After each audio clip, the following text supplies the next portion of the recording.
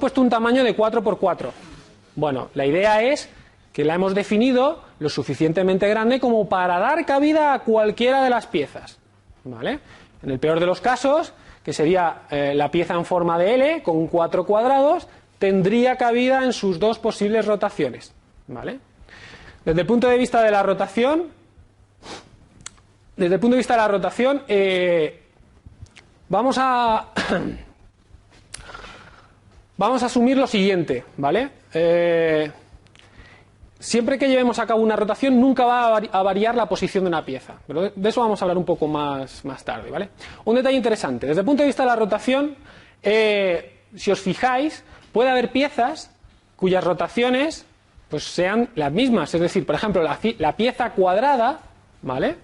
Pues tendría la misma forma en cualquiera de sus rotaciones, no hay ningún problema, ¿vale? La idea es que conceptualmente tú puedes rotarla igual, aunque luego visualmente tenga el mismo aspecto, ¿vale? Es importante que os fijéis en estos detalles. Desde el punto de vista de cómo modeléis las piezas, va a ser muy importante. ¿Por qué? Porque en un momento dado a mí me pueden pedir que modifique una de mis piezas o que introduzca una nueva, ¿vale? Esto es importante, ¿vale? En el examen os vamos a pedir que modifiquéis una de vuestras piezas y la modificación de la misma no debería ser complicada, ¿vale? Bueno, como os decía, para pintar la pieza podemos recorrer una tras otra las distintas posiciones de mi matriz en la medida en la que yo determine o detecte que hay un 1, es decir, que esa posición está ocupada por la pieza. Podría comprobar cuáles son sus coordenadas correspondientes con respecto al origen, determinar si están dentro del área de juego o no, importante para que el procedimiento de pintado sea robusto, ¿vale? Y en caso de que lo estén, como ocurre aquí, para esta posición, modificar o actualizar el área de ocupación de la matriz para conseguir que ese LED se encienda, ¿vale? Desde el punto de vista del borrado, pues lo mismo. Podríamos recorrer todas y cada una de las posiciones y en el caso de que encontremos una ocupada por la pieza, en lugar de escribir un 1 en la matriz de ocupación, escribiríamos un 0. Un detalle importante, si veis, esta es una situación en la que estamos inicializando la pieza, ¿vale? No hemos decidido presentar la pieza toda del tirón, ¿vale? Si os acordáis, el Tetris original fundamentalmente lo que hacía era ir presentando la pieza parcialmente. Primero te presentaba el cuadro inferior, luego aparecería este otro y luego aparecería este otro, bien porque cae la pieza o bien porque nosotros la hacemos caer moviendo hacia abajo. Bueno, otra situación posible, situación de juego, un triple movimiento hacia abajo o equivalente, ¿vale? Lo hablábamos antes, que transcurra un periodo de tiempo igual a 3 veces el periodo de caída, ¿de acuerdo?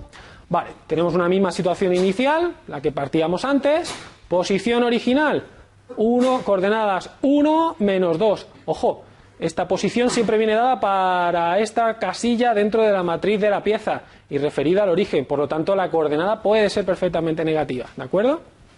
Si yo llevo a cabo un movimiento hacia abajo, ¿en qué consistirá? Fundamentalmente en actualizar la información de posición de mi pieza, ¿vale? Naturalmente tendré que hacer uso de los procedimientos de los que hablábamos antes de pintado y de borrado, ¿de acuerdo? Rotación, esto es un poquito diferente, ¿vale? En este caso vamos a asumir que partimos de la situación original, la de antes, posición 1, 1, ¿vale? Posición de esta pieza, ¿de acuerdo? Bueno, pues ahora lo que vamos a hacer es llevar a cabo un movimiento de rotación, es decir, pasamos de esta rotación a esta otra. ¿Qué tenemos que hacer para gestionar esa posible rotación? Vale, nosotros os proponemos que una rotación bajo ningún concepto provoque una actualización o un cambio en la posición de la pieza. Simplemente lo que vamos a hacer es actualizar o elegir la matriz de ocupación correspondiente a la nueva rotación elegida.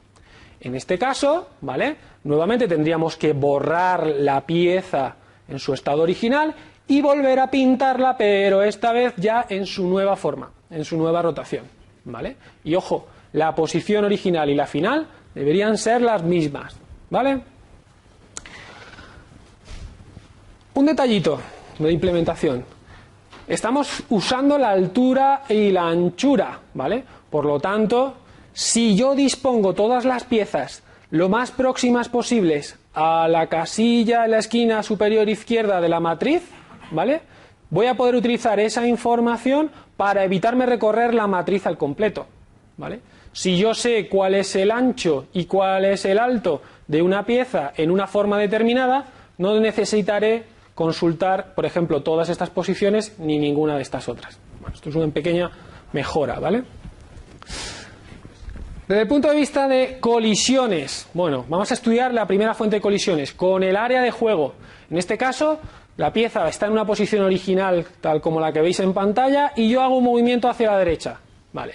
¿Cómo deberíamos gestionar esta situación?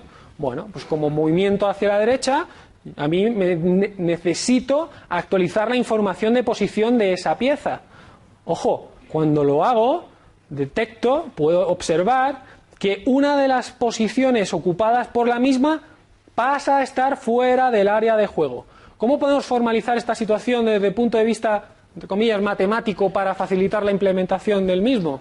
Bueno, pues aquí hemos recurrido a un índice que me permite recorrer las posiciones dentro de la matriz pieza. Y en el eje de abscisas, o de la X, y J en el eje de ordenadas o de la Y, ¿vale? Si os dais cuenta, lo que estamos consignando es, oye, si la posición dentro de la matriz del área de juego está ocupada y, ojo, la coordenada correspondiente a dicha posición con respecto al área de juego significa o supone que está fuera de los límites del área, se producirá una colisión. ¿Cómo deberé reaccionar en ese momento? Evitando llevar a cabo ese movimiento, ¿vale? Siempre que detecte una colisión, tendré que evitar que dicho movimiento se lleve a cabo, ¿vale? Otro tipo de fuente de colisión con una pieza, ¿vale? O con otra pieza. La situación es equivalente, ¿vale? La formalización es muy parecida.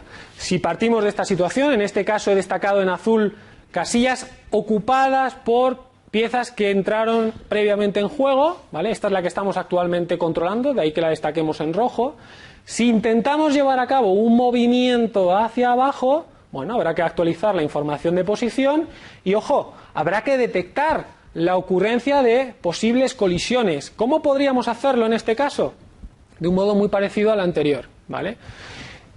Hemos utilizado el mismo índice en este caso para recorrer las posiciones de la matriz de pieza, ¿vale? En caso de que en alguna de ellas esté ocupada, tendremos que comprobar cuál es el estado de ocupación del área de juego en la posición correspondiente. En este caso, con M estamos haciendo referencia a la matriz de juego, ¿vale? A la matriz de LEDs. Y estamos indexando la posición que corresponde a aquella que estamos analizando en nuestra matriz pieza, ¿vale? Si la posición de la pieza está ocupada y también lo está la posición en el área de juego, ojo, se está produciendo colisión. En este caso, por dos veces, ¿no? Bueno, ¿por qué es especialmente importante el concepto de colisión hacia abajo? ¿Vale?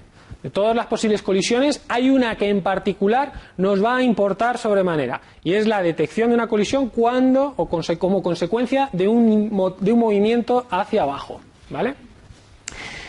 ¿Por qué es importante esa colisión? Fundamentalmente por lo que veis aquí en pantalla, ¿vale? Si nos encontramos en esta situación original, ¿vale? Con la pieza en esta posición, 0, 2, y yo llevo a cabo un movimiento hacia abajo, debería detectar una colisión, como hemos explicado anteriormente.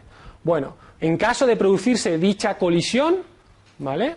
¿Qué vamos a tener que hacer? Si recordáis, en el Tetris original, yo podía, a pesar de que dos piezas estén contiguas una respecto a la otra, tenía un cierto tiempo, aquel que correspondiese a la caída, para todavía intentar moverla hacia la izquierda o hacia la derecha. Pero o bien en el momento en el que yo pulsaba hacia abajo, o bien en el momento en el que se producía ese timeout con motivo de la caída, la pieza consolidaba su posición. ¿Y qué ocurría entonces? Tendrás que comprobar todas y cada una de las líneas del área de juego para determinar si alguna se ha completado. En caso de que eso ocurra, habrá que liberar el espacio ocupado por las mismas y todas aquellas líneas que quedarán por encima, actualizarlas para que ocupen la posición liberada, ¿vale? Otro detalle importante, no solo hay que determinar si hemos completado alguna línea, sino que además será la condición o el evento que yo pueda usar para determinar que yo tengo que introducir una nueva pieza en el juego, ¿vale? Como ocurre aquí en pantalla, ¿vale? Estamos inicializando o introduciendo una nueva pieza en el juego